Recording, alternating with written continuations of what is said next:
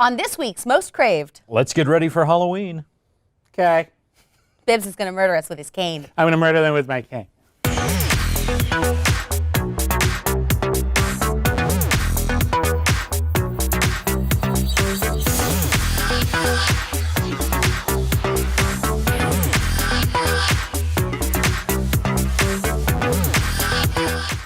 Hey guys, welcome to Most Craved. I'm Jenna Busch with Legion of Leia. I'm Silas Lesnick with ComingSoon.net. I'm William Bibbiani with CraveOnline. Kane. We're going to do the episode we were going to do before Casper Van Dien went insane on us. I'm so sad I missed that.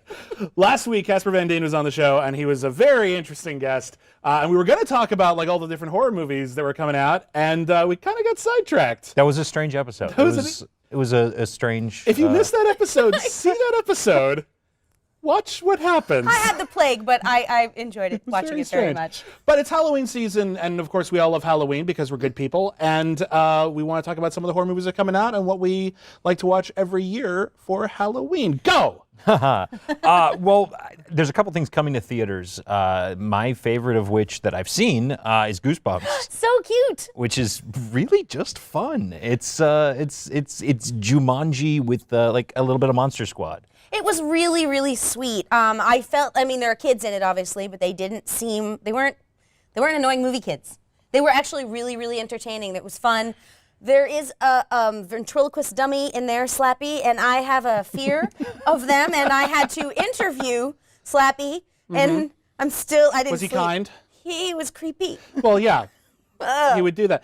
What's interesting, I interviewed Rob Letterman for this, for CraveOnline, for Goosebumps, and he had a really great way of thinking about it. It was like, when he pitched the film, they said, we want to do Goosebumps movie. I said, I have this idea. He wanted to make it like an Amblin movie.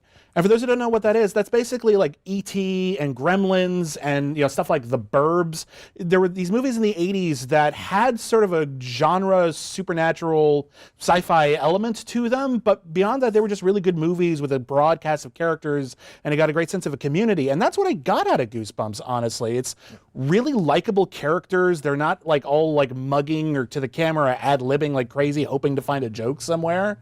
It feels like a real movie, and if I were like 7 or 8, like the real target demographic for this would be like my new favorite film, but I'm not, and I still loved it. And I think it's a really, really solid flick. It walks a line that I think is very hard to do, which is that it feels like there's actual stakes for the characters.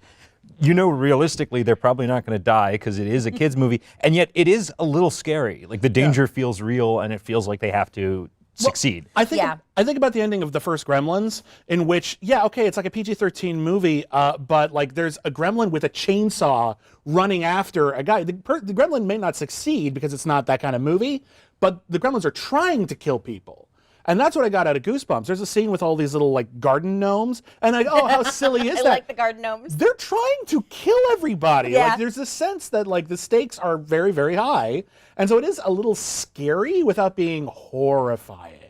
Yeah, and I mean, I love that R.L. Stine, I haven't read the Goosebumps books, but I did read some of his humor books when I was a little kid, and he always has some sort of twist, and there's a little twist in works. here, and I really liked it. I think it didn't feel weird, and I didn't see it coming. It's cute, although if you think about it really, really hard, it actually doesn't make a lot of sense. I don't want to ruin it. It makes sense. I'm Now just you're saying, when you're going to the refrigerator at home later, you're gonna be like, hey, wait a second, how was the thingy in the thingy? And then you'll That's like okay. not have it. I know. Because I also don't believe that they're giant praying mantises. That giant praying I'm mantis freaked me the hell out. Because it's freaky.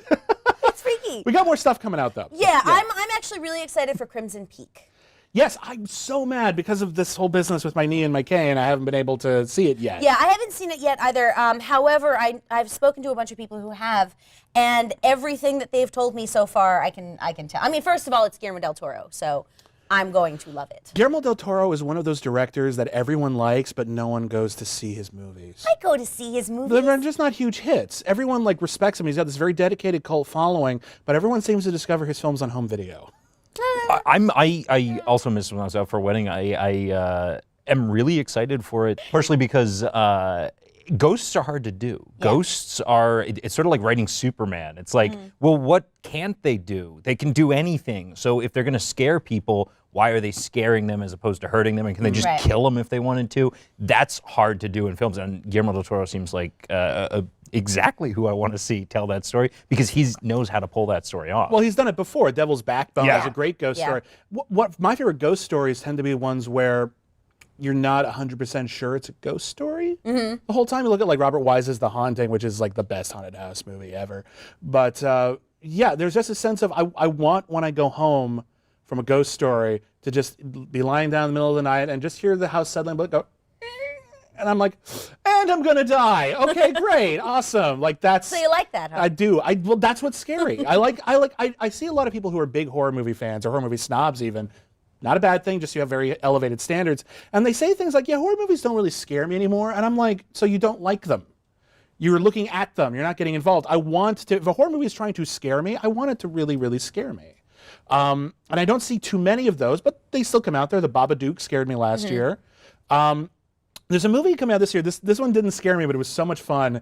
And it's straight to video, but I don't care. Tremors 5 is a lot of fun. I saw Tremors 5 Bloodlines. We had Michael Gross on my podcast over at Crave, so check that out. He was really, really great. But the Tremors movies have been just sort of simmering for about 20 years. Everyone saw Tremors 1 like on TV and home video in like the early 90s. And it was another one that just had this great Amblin feel, a lot of great characters, just fighting these subterranean worm monsters. And then they just started plunking out solid straight-to-video movies every 5 years or so. Ever since, and they're all like really, really entertaining, and the new one is no exception. They got new monsters that have the same tone. It's a fun flick. Well, is it just me? But I don't know. Maybe it is just me. But I actually really prefer watching horror movies in my house to watching them in a theater.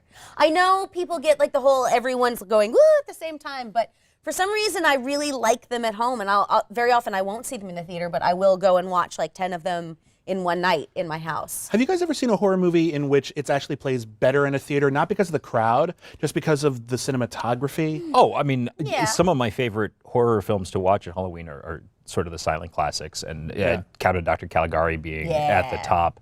And I got to see that one time with live organ accompaniment, and it's Wow. it's incredible. So and there's cool. something.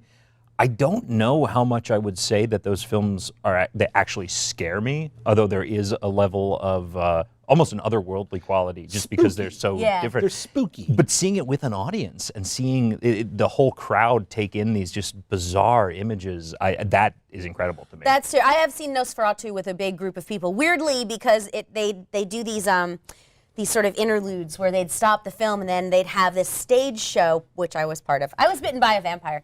It's cool.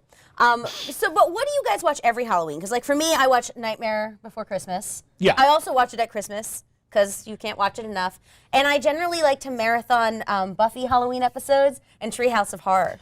I also stuff. I love Halloween specials. I love holiday specials of anything, but Halloween specials, weirdly, you can't beat Roseanne.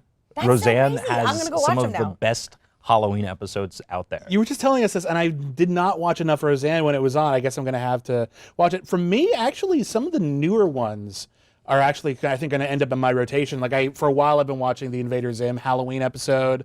That's a classic with the Halloweenies, and Zim doesn't understand what's going on. But the Community Halloween episodes are Those are so consistently good. great. So good. They're consistently great. They're so much fun. I absolutely love all of them. I also watch Night Before Christmas. I also think I'm going to start watching Paranorman every year. Oh, I love that movie. Paranorman's a great movie. It's another one that I think everyone who saw it really loved it, but not enough people saw it. If you missed Paranorman in theaters and didn't check it out on home video, check it out this Halloween. It's not just for kids. It's actually a very clever, very exciting, energetic, wonderful, creepy movie for kids, and I cannot recommend it enough. Ooh, one more. Dead Again. Dead Again. Ooh, good one. Love that movie. David Cronenberg's The Brood is coming out on Criterion this month. If you haven't seen that movie is scary as all hell. That movie will freak you the hell. That movie is wrong, and yet so right. There's also the one show I actually watch every Halloween on Halloween is an episode of Millennium called The Curse of Frank Black, and it is Lance Henriksen's character alone on Halloween, and that is the entire plot, and it's amazing.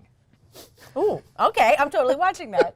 Halloween party. What do you guys watch? What do you guys watch on Halloween? Every Halloween. Let us know your favorites. Let us know what you're looking forward to this year, and come back next week for an all new Most Craved. Twitter.